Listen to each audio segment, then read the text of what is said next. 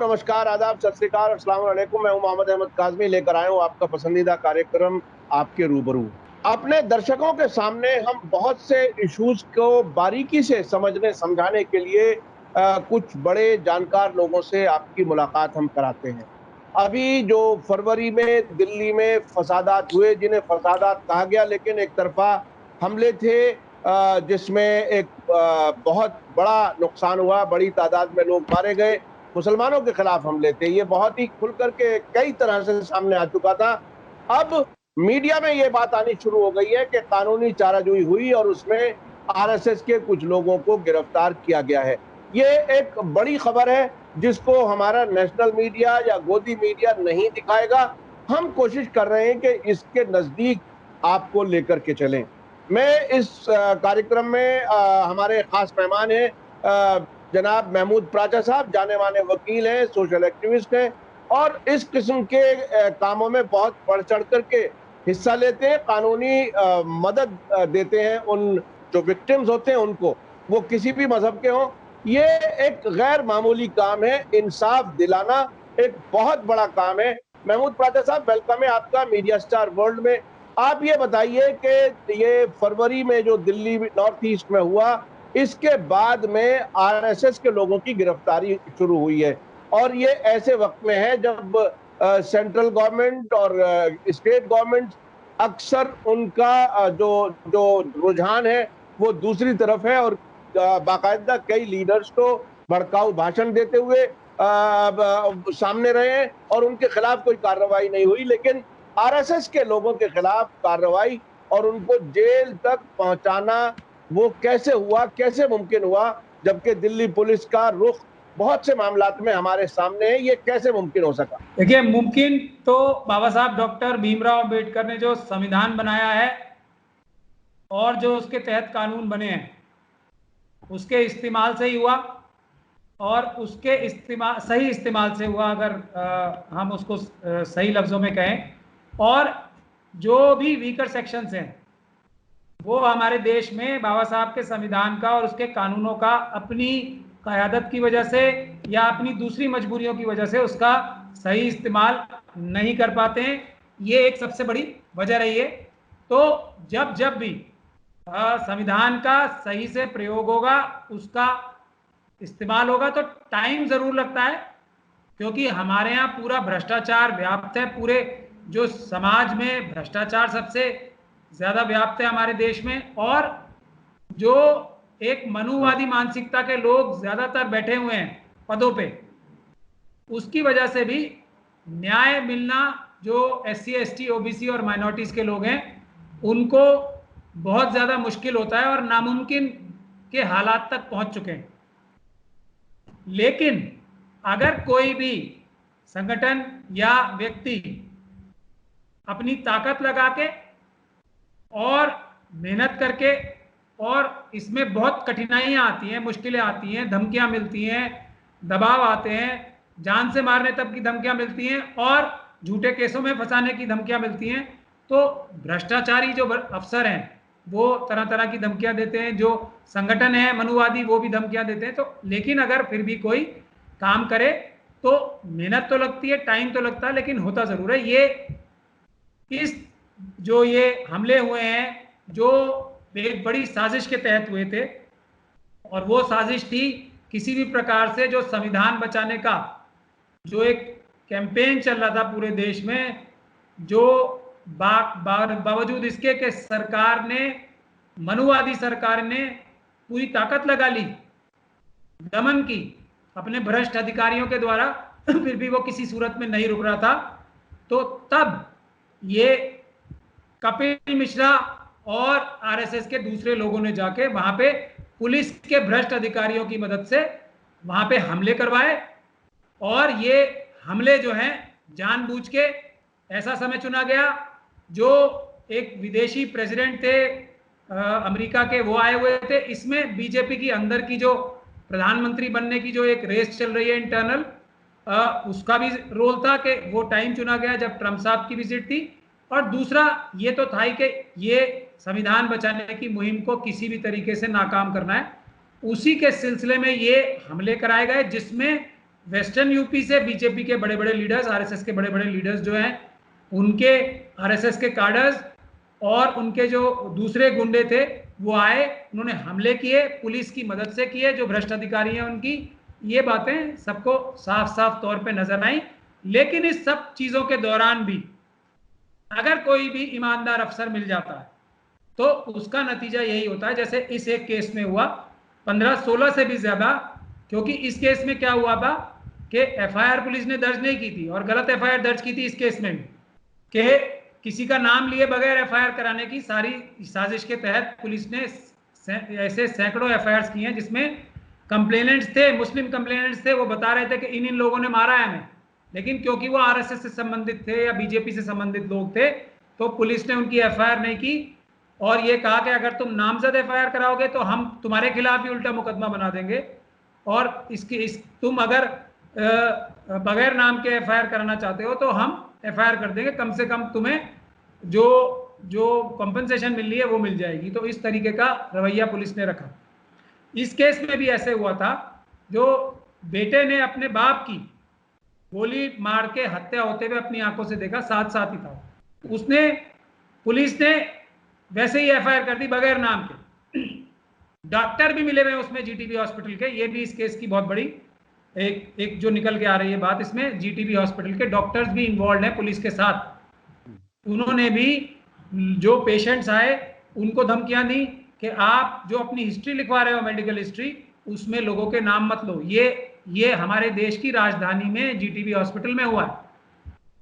तो इस केस में जब ये हमारे पास आए इसमें कंप्लेनेंट, तो हमने इसकी सही कानूनी कार्रवाई की और किस्मत से समझ लीजिए, क्योंकि कुछ ईमानदार अफसर तो हैं ही बचे हुए अभी, उन्हीं की वजह से सिस्टम चल रहा है, तो जो भी ईमानदार अफसर मिला, हालांकि उन अफसरों पे भी बहुत दबाव है कि इस केस में अभी भी जो मेन आरएसएस के कार्यकर्ता हैं, जो बड़े कार्यकर्ता हैं, उनको अरेस्ट नहीं किया गया है। वो भी उन अफसरों के ऊपर भी पुलिस के दबाव है, परंतु फिर भी 17 लोग इसमें अरेस्ट हुए। लेकिन वो सोशल मीडिया पे ये डाल रहे हैं कि जो उनके लोग हैं वो होम मिनिस्टर, जो हमारे ऑनरेबल होम मिनिस्टर साहब हैं, अमित शाह साहब, उनके ऊपर दबाव डाल के हमें जल्दी छुड़वाया जाए, ऐसा ये सोशल मीडिया पे डाल रहे हैं लोग। तो इस हद तक जाके काम जो है हमारे देश में दबाव की जो स्थिति चल रही है, पुलिस के ऑफिसर्स के ऊपर भी, जो पुलिस के जो मनुवादी अफसर हैं वो मनुवाद के इन्फ्लुएंस में काम कर रहे हैं, इस हद तक काम हो रहा है। लेकिन ये एक पॉजिटिव बात है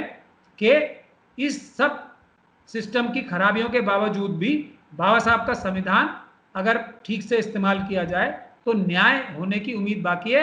और एक बात हम और वादा करना चाहते हैं आपके माध्यम से भी, क्योंकि हमारे पास अभी जितने भी कंप्लेनेंट्स आए वो बाय वर्ड ऑफ माउथ आए और बहुत कम है। आप ये समझिए जितने लोगों के साथ ऐसी ज्यादती हुई है उसमें से 2-4% ही हमारे पास लोग आ पाए, या किसी अच्छे वकील से या किसी ऐसे वकील से जो मजबूती से उनका साथ दे सके, ऐसे लोगों तक पहुंच पाए हैं लोग।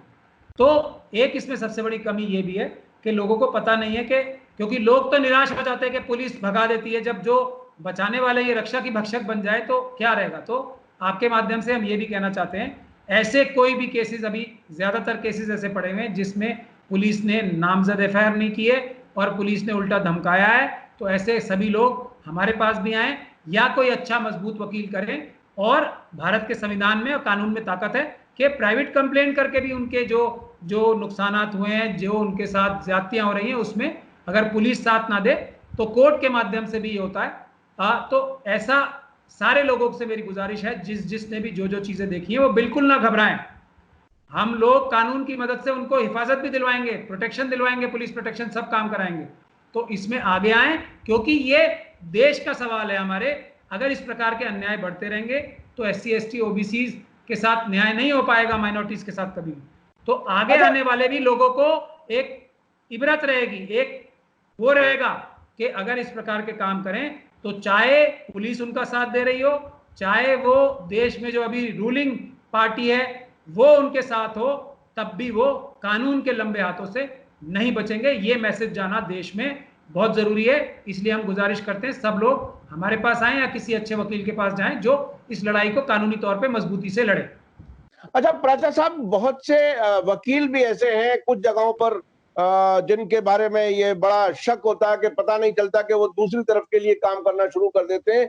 ऐसी हालत में आपने इतनी बड़ी आपको कामयाबी मिली है, लेकिन ये बताइए कि लंबे अरसे तक बहुत से ऐसे फसादात इस मुल्क में होते रहे हैं कि उनमें न्याय नहीं मिल पाता, चाहे वो 84 का सिखों के खिलाफ दंगा हो या 2002 का गुजरात, वहां किसी हद तक कुछ कार्रवाइयां हुई, लेकिन अब बहुत से लोग खुले घूम रहे हैं।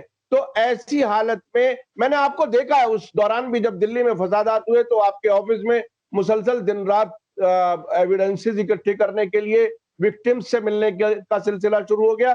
तो क्या ये किस तरह से ऐसा काम करें और भी वकील किस तरह से काम करें कि इस कामयाबी की तरफ जाएं और जालिम की गर्दन तक हाथ पहुंच जाए?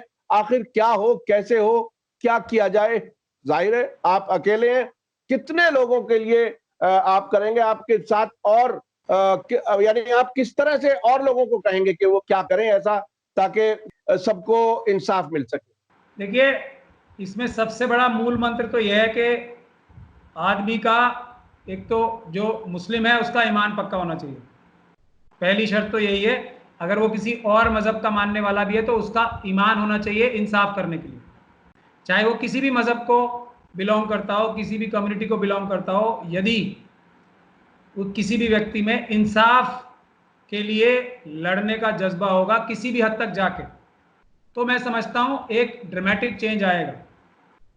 और दूसरी सबसे बड़ी ताकत है सच। हम जो भी कार्रवाई कर रहे हैं, हम सच्ची बात कहने की ताकत रख रहे हैं, बस ये बात है।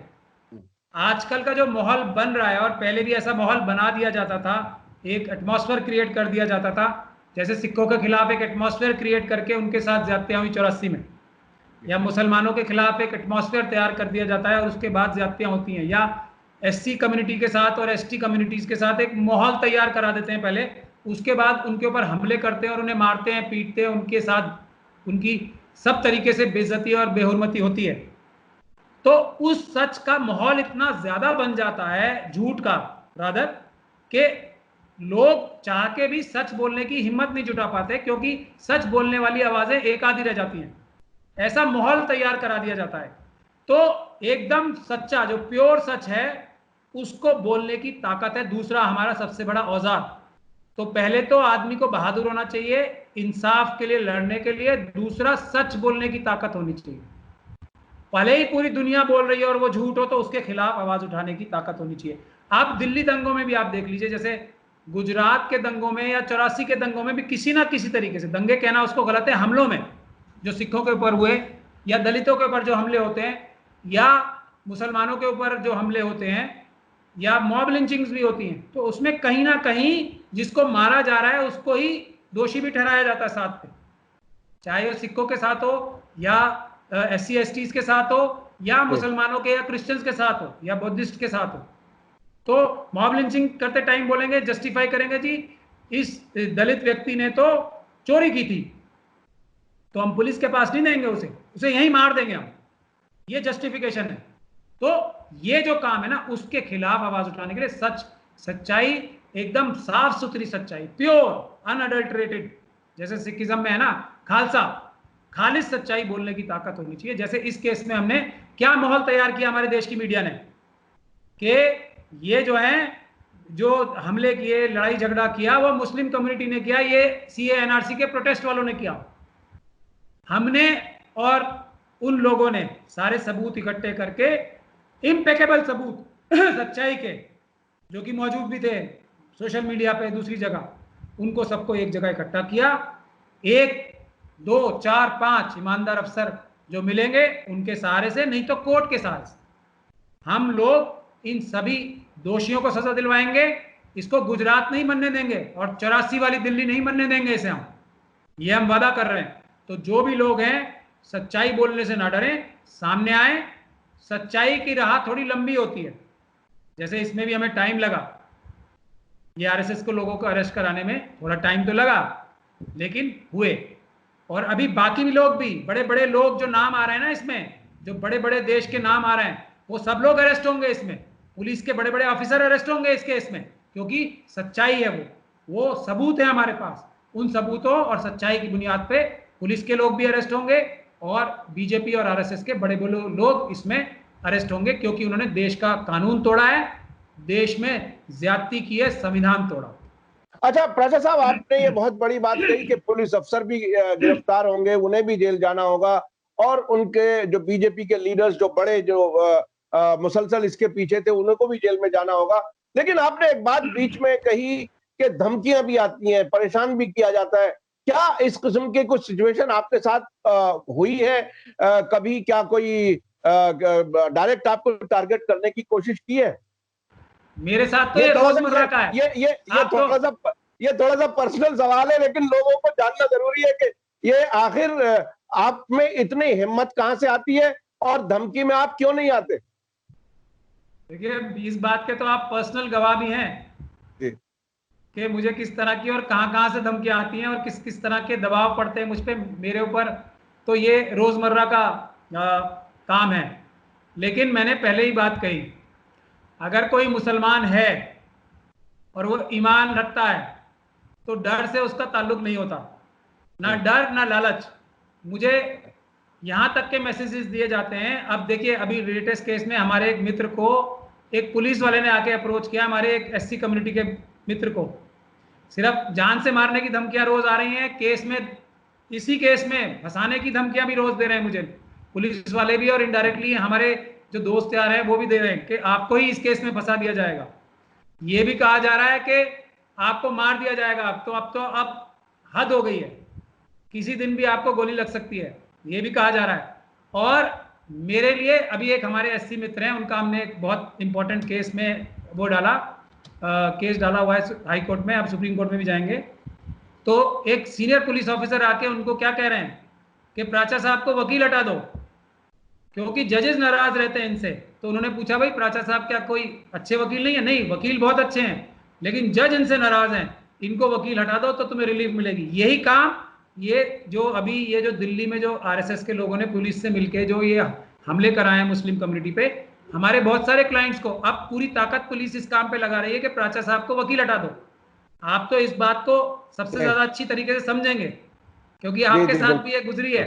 तो अभी लेटेस्ट यही चल रहा है कि प्राचा साहब को हटा दो तो आपको न्याय मिलेगा। प्राचा साहब एक अच्छे वकील नहीं है, और वकील अच्छे भी हैं तो जज इनसे नाराज रहते हैं। ये काम पुलिस वाले हमारे सारे विक्टिम्स को बता रहे हैं कि अब हम तुम्हें न्याय दिलवाएंगे। जो कंप्लेंटें हमारे ऑफिस से हुई हैं, अब जाके ये बोल रहे हैं कि न्याय हम तुम्हें दिलवा देंगे, पर प्राचा साहब को वकील मत रखो बीच में।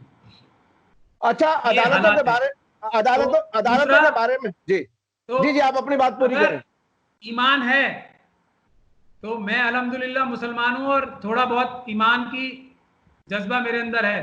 तो अगर इंसाफ की लड़ाई से जो पीछे हटेगा वो मुसलमान ही नहीं है, और मेरे ख्याल से इंसान ही नहीं है।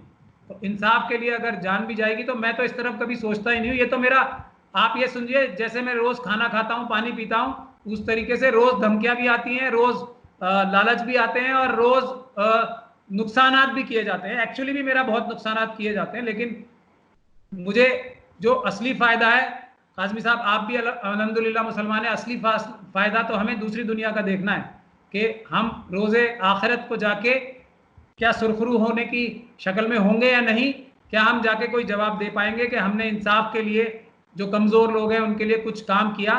तो हम उस दिन से अगर डरें और उस दिन की अगर तैयारी करें, तो मैं नहीं समझता ये छोटे मोटे डर और धमकियां और लालच तो मुझे अब मजाक लगने लगा। जो होना है वो होना है।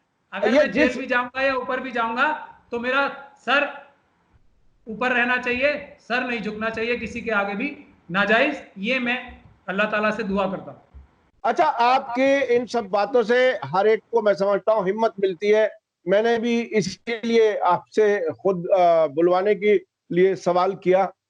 अब मैं ये कहना चाहता हूं कि आप इस लड़ाई को बड़े पैमाने पर, मैं लड़ाई इसलिए कह रहा हूं कि अब हक लेना, इंसाफ लेना, उसके लिए जो जद्दोजहद है ये एक बहुत बड़ा काम है। इसमें इसको वाइडर सर्कल में जो बड़े पैमाने पर हो सके, जाहिर है आप लिमिटेड रिसोर्सेज हैं, आप दिल्ली में रहते हैं, और ये जो चक्रव्यूह जुल्म का है वो तो मुख्तलिफ जगहों पे मुख्तलिफ तरीकों से और जिस तरह से डर बिठा देते हैं, ये सबसे बड़ी बात डर की है। डर बिठा देते हैं तो मजलूम भी अपने खिलाफ, जुल्म के खिलाफ आवाज नहीं उठा पाता। इसको किस तरह से मजबूत किया जाए, कैसे लोगों को आगे लाया जाए, ये मैं इंटरव्यू के उससे जरा हट करके मैं पूछ रहा हूं, लेकिन मैं समझता हूं ये बहुत ही जरूरी है कि आखिर लोगों में इंसाफ हासिल करने की वो ललक और वो ख्वाहिश कैसे पैदा की जाए, क्योंकि हर कदम पर डराने वाले लोग हमदर्दों की शक्ल में आ जाते हैं। देखिए, हम तो इसमें अल्हम्दुलिल्लाह किसी से ना कोई चंदा लेते हैं, ना देश के अंदर ना विदेश के अंदर। एक तो इसमें ये बात बहुत महत्वपूर्ण है कि हम किसी तरीके से भी कमजोरी की शक्ल में नहीं है। तो एक महत्वपूर्ण वजह यह है कि बहुत सारे लोग, और मैं ये विक्टिम्स की बात नहीं कर रहा हूं, विक्टिम्स की तो इसमें मैं कोई गलती नहीं मानता हूं, ये गलती है उन लोगों की, जिस तरीके से मैं पुलिस और प्रशासन की गलती मानता हूं कि आरएसएस के लोग और बीजेपी के लोग, भले ही वो किसी भी पार्टी के ताल्लुक रखते हो, कल को कांग्रेस के लोग भी हो या किसी और पार्टी के लोग भी हो, अगर किसी भी पार्टी के लोग, सत्ताधारी पार्टी के लोग, अगर वो कानून तोड़ के कोई काम कर रहे हैं, उनको ना रोकें, तो ये पुलिस की और प्रशासन की गलती है। और सरासर वो उन पॉलिटिकल पार्टी से ज्यादा गलती पुलिस की होती है, क्योंकि उनकी आंखें बंद करने की वजह से या उनकी शामिल होने की वजह से ये क्राइम करने की हौसला जुटा पाते हैं सत्ताधारी लोग। दूसरा, उसी तरीके से जो इंसाफ की लड़ाई का लड़ने का दावा रखते हैं, उनके दिलों में भी अगर कमजोरी आ रही है कहीं ना कहीं से, उनके दिलों में भी अगर जबान को चबा के या जबान को मोड़ कर बात करने की मजबूरी आ रही है, तो वो उनको मैं सबसे बड़ा जिम्मेदार मानता हूं। लेकिन जो हमने एक जो ये लॉ जलाई है, उससे धीरे धीरे करके और दिए भी जलेंगे और ज्यादा से ज्यादा लोग आएंगे। और इसकी सबसे बड़ी ताकत देखिए, अगर इस तरह के बहादुर लोग और इस तरह से बहादुरी से लोग कंप्लेंट करने लगे, मैं सबसे बड़ी बहादुरी अपने से भी ज्यादा, देखिए मुझे अगर कल को कुछ लोग गोली मारते हैं या जान से मारते हैं या जेल भेजते हैं, तो मुझे तो बहुत सारे लोग जानते हैं, बहुत ज्यादा लोग आवाज भी उठाएंगे और वो सब चीजें भी होंगी कि लोग प्रोटेस्ट भी शायद करें। लेकिन इन लोगों की हिम्मत को दाद देनी चाहिए जो इतनी कमजोरी की हालत में होके, वो बेचारे अकेले अकेले घरों में रह रहे हैं छोटे अपने, कल को पुलिस आके उनको किसी दूसरे केस में फंसा दे, तो फिर भी उन्होंने कंप्लेंटें की हैं, उनको गोली मार दे, अभी उन्हें धमकियां आ रही हैं, वही लोग जो उनके चारों तरफ रहते हैं उनको कह रहे हैं कि तुम्हें आप कल गोली मार देंगे। तो ये लोग हिम्मत करके आगे आ रहे हैं। तो लेकिन किस हौसले पे? क्योंकि न्याय में, भारत के संविधान में उनका विश्वास है और क्योंकि रिजल्ट मिल रहे हैं हमारे थ्रू उनको, तो संविधान में लोगों का विश्वास बढ़ रहा है। वरना लोग परेशान हाल होके इसलिए भी कंप्लेंट नहीं करते कि होना होना तो कुछ है नहीं। लेकिन ऐसे हम दो चार भी एग्जाम्पल देते हैं तो उससे 200-400 लोग आते हैं। अगर हम 100-200 एग्जाम्पल ऐसे खड़े कर देंगे तो मैं समझता हूं पूरा देश जाग जाएगा, संविधान पे लोगों का विश्वास बनेगा और लोगों को पता लगेगा, थोड़ी देर बाद ही सही न्याय मिलेगा, तब सच्चाइयां निकल के सामने आएंगी। मुसलमानों से भी ज्यादा दलितों की सच्चाई निकल के आएगी कि उनके साथ जो एससी कम्युनिटी और एसटी कम्युनिटी के साथ हो रहा है वो कितना ज्यादा नाजायज हो रहा है, बावजूद उसके कि उनके पास एक मजबूत कानून है एससी एसटी एक्ट का। मुसलमानों से भी ज्यादा एससी एसटी के साथ आज हमारे मुल्क में जुल्म हो रहे हैं। तो वो लोग अगर निकल के सामने आने लगे ऐसे, तो मुझे सबसे ज्यादा खुशी होगी, तब न्याय की तरफ हमारा पहला मजबूत कदम होगा। लेकिन एग्जाम्पल्स ऐसे सेट करना सबसे बड़ी ताकत हमारी होगी कि ऐसे हम एग्जाम्पल सेट करें जिससे 100 लोगों को हौसला मिले और धीरे धीरे करके वकील भी आगे आएंगे। वकील बहुत मजबूत हैं लेकिन उनको उतनी प्रोमिनेंस नहीं है, ये सबसे बड़ी कमी है। अच्छे अच्छे वकील बहुत ज्यादा हैं डिस्ट्रिक्ट कोर्ट में, हाई कोर्ट में, सुप्रीम कोर्ट में, लेकिन उनकी फेस वैल्यू नहीं है, वो उनको कोई लॉबी सपोर्ट नहीं करती। तो जैसे हमें भी डिसएवॉइड किया जाता है कि जी सारे जज तुमसे चिढ़ते हैं, तुम्हें कोई रिलीफ नहीं देगा, ये मुझे बार बार बताई जाती है बातें। लेकिन अब हमारे जैसे वकीलों की भी तादाद बढ़ रही है, उसके बाद सब लोगों को मजबूर होना पड़ेगा फौरन न्याय देने के लिए, फौरन जस्टिस करने के लिए। अच्छा प्राचा साहब, कुछ मुस्लिम ऑर्गेनाइजेशंस हैं जो ये अक्सर ये कहती हैं कि हम इंसाफ दिला रहे हैं और बेगुनाहों को छुड़ा रहे हैं। अदालतों में तजर्बे कुछ और हैं, बहुत सी चीजें मुझे भी मालूम है, लेकिन आप थोड़ा सा बताइए, क्योंकि इन लोगों का एक्सपोज होना बहुत जरूरी है। मैं जाती तौर पर खुद इन दोनों जो बड़ी ऑर्गेनाइजेशन हैं, बल्कि मैं आज नाम ले लेता हूं, जमात इस्लामी और जमीयत उलमा, उन्होंने जिस तरह से ये कह रखा है कि हम बेगुनाहों को छुड़वाएंगे, और एक आरएसएस का अखबार उन्हें रोजाना लीडर बना के पेश करता है। आपका अपना क्या तजर्बा है, चूंकि उन केसेस में आप भी कई जगहों पर कुछ केसेस में पैरवी कर रहे हैं? मेरा तजुर्बा ये है कि अगर ये दोनों जमातें ईमानदारी से काम शुरू कर दें, मैं खुल के बता रहा हूं आपको, तो मुस्लिम कम्युनिटी के ऊपर से जो भारत में जुल्म हो रहा है वो मैं समझता हूं रातों रात गायब हो जाएगा, अगर ये ईमानदारी से काम करना शुरू कर दें तो। लेकिन ये ईमानदारी से काम नहीं कर रहे हैं, बल्कि मुलव्विस हैं इस जो ये जुल्म हो रहे हैं उनको कराने में। ये सिर्फ इनका मकसद सिर्फ एक रहता है कि किसी ना किसी तरीके से इसमें एक अपना शक्ल दिखा ले इन केसेस में, और जो लोग इनके साथ डील कर चुके हैं वो सब दिल से गवाही देंगे इस बात की। किसी तरीके से हमारे जो जितने भी नेता हैं, और यहाँ पे देखिए वक्फ बोर्ड ने भी काम शुरू किया था और वक्फ बोर्ड के चेयरमैन साहब ने भी काम शुरू किया था, उसके बाद वो गायब हो गए। लेकिन उन्होंने फोटो खिंचवाई, अखबारों में फोटो खिंचवाई, अखबारों में एडवर्टीजमेंट देके सोशल मीडिया पे चलवाया। दिल्ली वक्फ बोर्ड के चेयरमैन जो रहे अमानतुल्लाह खान साहब, जो अरविंद केजरीवाल, जिन्होंने जितना बड़ा धोखा दिया है मुस्लिम कम्युनिटी को, मैं समझता हूं शायद हिस्ट्री में किसी ने नहीं दिया होगा। आज भी उनके वफादार हैं और मुसलमानों के भी वफादार बनने की कोशिश कर रहे हैं। तो अब ये नेक्सस, ये चेहरे से पर्दे उठना जरूरी होगा। अगर अरविंद केजरीवाल साहब ने मुसलमानों के खिलाफ जाके कार्रवाई कराई है कोविड वायरस में, और दंगों में मुसलमानों के खिलाफ बोला है कि उनकी गलती बताने की कोशिश की है और वो चुप रहे, तो किसी भी अरविंद केजरीवाल के एमएलए साहब को ये शोभा नहीं देता कि वो खुल के उनकी मुखालफत ना करें या उनकी पार्टी ना छोड़े। कोई एमएलएशिप नहीं चली जाएगी। ये नूरा कुश्तियां बंद करें, पहली चीज। दूसरी चीज, जो ये जमाते हैं ये मुंह दिखाने के लिए, फोटो खिंचवाने के लिए, अखबारों में एडवर्टीजमेंट देने के लिए और उसकी बिना पे पैसे कलेक्ट करने के लिए तो बहुत आगे बढ़ बढ़ के काम करते हैं, लेकिन इनके दिल में इतना सा भी रहम नहीं है इंसाफ के लिए। तो छोड़ दीजिए, ये जो मजलूम है, मुसलमान मजलूम ही कह रहा हूं मैं, उन्हीं की बात कर रहा हूं, दूसरों की तो छोड़िए। 1% भी इनके दिल में रहम नहीं है। वो इनको चारे की तरह नजर आते हैं जिनको खा के ये अपनी मशहूरी करना चाहते हैं। तो अगर ये लोग काम करने लगे ठीक से, ईमानदारी से, तो बिल्कुल जुल्म खत्म हो जाएंगे। ये तो इतनी बड़ी बड़ी इदारे हैं, एक तना मैं इतना काम कर सकता हूं, इसीलिए मजबूरी में मैं एग्जांपल दे रहा हूं आज काजिम साहब आपको। एक ऑफिस अगर ऐसे काम कर सकता है, ये तो इतने बड़े इदारे हैं, ये मुझसे 1000 गुना बड़े हैं कम से कम सब, अगर लाख गुना नहीं तो। ये अगर खड़े हो जाएं तो एक रात में ये सारे जुल्म सितम बंद हो जाएंगे। लेकिन वो दिन कब आएगा, हमें सबको मिलके इन लोगों को मजबूर करना चाहिए कि ये ईमानदारी से काम करना शुरू करें।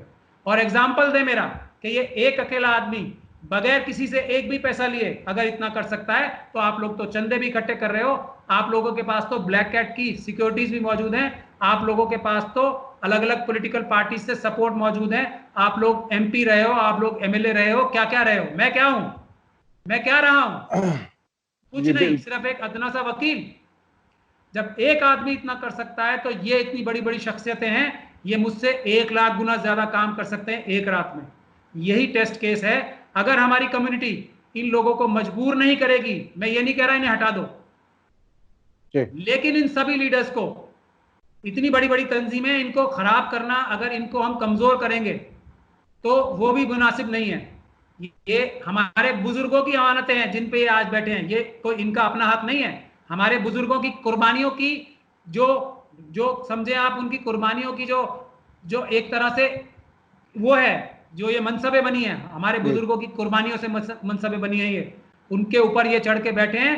तो इनको मजबूर किया जाए, ये तंजीमें खराब करके बर्बाद नहीं करनी है, लेकिन इनको तनहा नहीं छोड़ना है, इनको अय्याशी के लिए नहीं छोड़ना है, इनको मजबूर करना है हमारी मिल्लत को कि आप किसी भी हालत में अच्छा काम करोगे, पुख्ता काम करोगे और अकाउंट दोगे। सबसे पहले, आज तक इन्होंने पब्लिक को अकाउंट क्यों नहीं दिए कि कितना पैसा किसने कलेक्ट किया और वो कैसे खर्च होता है? अकाउंट क्यों नहीं देते ये? मैं अकाउंट देता हूं ना अपना, मैंने आज तक इनसे पैसे नहीं लिए, और जो पैसे ये कहते हैं वो झूठ बोलते हैं ये, उसकी भी आके मुझसे बात करें। दूसरी, उसके अलावा इनसे जब तक तजुर्बा हुआ मैंने, मैंने अपना काम भी कम कर दिया, क्योंकि मेरे पर्सनल वसाइल से कर रहा हूं मैं, तो मैं अकेला अपने पर्सनल वसाइल से, हालांकि उसमें मुझे इतने नुकसान भी हुए, मैं इतना काम कर रहा हूं, तो ये क्यों नहीं अपने अकाउंट देते? मैं खुल के बोल रहा हूं, मैं किसी से एक पैसा नहीं ले रहा हूं, लेकिन मैं ये बहुत काम कर रहा हूं, इनसे कितने ज्यादा काम कर रहा हूं, तो ये भी बताएं इन्होंने कितने पैसे लिए किससे और ये कितना काम कर रहे हैं। जब 0 पैसे से इतना काम हो सकता है, तो इनके जो इन्होंने करोड़ों रुपए इकट्ठे किए हैं उससे कितना काम हो सकता है, ये अंदाजा लगाएं। और इनकी शख्सियतें भी इतनी बड़ी है, ये तो किसी से कोई इनके ऊपर हाथ ही नहीं डाल सकता, क्योंकि इनकी इतनी बड़ी बड़ी शख्सियतें हैं। मुझे तो कल कोई भी गोली मार सकता है, कितने लोग मेरे ऊपर आंसू बहाने वाले होंगे? कल अगर जी मुझे जी ये संगठन गोली ही मार दें तो कितने लोग मेरे ऊपर आंसू बहाएंगे? मैं नहीं समझता वो उसका 1/1000वां हिस्सा भी होगा जितने लोग इनके साथ हैं। लेकिन ईमान की ताकत है, ईमानदारी से काम करने की जो जज्बा अल्लाह ताला ने अता किया है, वो हमारी मिल्लत को चाहिए। ये एक सोल्यूशन है कम से कम मुस्लिम कम्युनिटी के लिए, कि इन लोगों के ऊपर को मजबूर किया जाए कि ईमानदारी से और जज्बे से और ईमान रख के, इंसाफ के लिए ईमान रख के काम करें। बहुत बहुत शुक्रिया महमूद प्राचा साहब। देखिए, ये हकीकतें जनता के सामने, आवाम के सामने लाना जरूरी है, आंखें खोलना जरूरी है। और मैं अपने दर्शकों से बताऊं कि चाहे आतंकवाद वाले केस हो, चाहे औकाफ को बचाने वाले हो, या सेल्फ डिफेंस का मामला हो, या अब एनआरसी सीएए के जो प्रोटेस्ट हो रहे थे उनको कानूनी मदद देने की बात हो, उसमें महमूद प्राचा साहब ने बहुत ही गैर मामूली काम किया है। और गैर मामूली तो एक लफ्ज है, क्योंकि और कोई इतना मैदान में डट करके काम करने वाला नहीं है। तो मैं आखिर में अपने दर्शकों से कहूंगा कि जो इन बड़ी बड़ी तंजीमों को बड़े बड़े चंदे जाते हैं, उसके अगर हकीकतें समझनी है तो महमूद प्राचा साहब के पास जाती तौर पे आ सकते हैं। अब भी उन्होंने पब्लिकली बहुत सी बातें कहने से वो एहतियात कर रहे हैं। मैं इसी के साथ लेता हूं इजाजत। धन्यवाद, शुक्रिया। आजमी कुछ साहब, जी एक चीज कहना चाहूंगा, एहतियात में इसलिए कर रहा हूं कि तंजीमें खराब होंगी, जी जी शख्सियतों बिल्कुल, की वजह से एहतियात नहीं कर रहा हूं मैं। मैं बिल्कुल ये समझता हूँ। तंजीमें खराब हो जाएंगी, क्योंकि ये तंजीमों के हेड हैं वो। हम नहीं बेशक चाहते कि इतनी बड़ी बड़ी तंजीमें जो हमारे बुजुर्गों के खून और पसीने की वजह से हैं वो खराब बेशक हो। लेकिन मैं बेशक चाहता हूं, मेरी इनसे कोई लड़ाई भी नहीं है, मैं बेशक चाहता हूं सिर्फ ये ईमान से काम करना शुरू कर दें। मैं इनकी फिर जिंदाबाद करूंगा, बेशक मैं सबसे बेशक पहला शख्स होऊंगा जो मैं इनकी सबसे पहले खड़े होकर सबसे आगे इनकी जिंदाबाद के नारे लगाऊंगा। लेकिन जी। ये ईमान से काम करना शुरू कर दें, इतनी मेरी गुजारिश है। अगर नहीं करेंगे तो मैं इनके खिलाफ आवाज उठाऊंगा, ये मेरी मजबूरी है। इसको किसी जातियात पे ना लिया जाए, क्योंकि ये बहुत इंसाफ की बात है। ये बहुत अहम बात है कि इदारे अहम हैं, अफराद अहम नहीं है। अफराद आते हैं चले जाते हैं, लेकिन इदारे बाकी रहते हैं, और उनको बाकी रखने के लिए हमें सभी को काम करना चाहिए, क्योंकि उसके पीछे बुजुर्गों की कुर्बानियां हैं। इसी के साथ मुझे दीजिए इजाजत। धन्यवाद, शुक्रिया। जय भारत, जय हिंद। मीडिया स्टार वर्ल्ड के और वीडियो देखने के लिए हमारे चैनल को सब्सक्राइब करें और सीधे नोटिफिकेशन पाने के लिए बेल आइकन दबाएं। और अगर हमारी खबर सच्ची और अच्छी लगे तो अपने व्हाट्सएप, इंस्टाग्राम, फेसबुक और ट्विटर अकाउंट पर ज़रूर शेयर करें।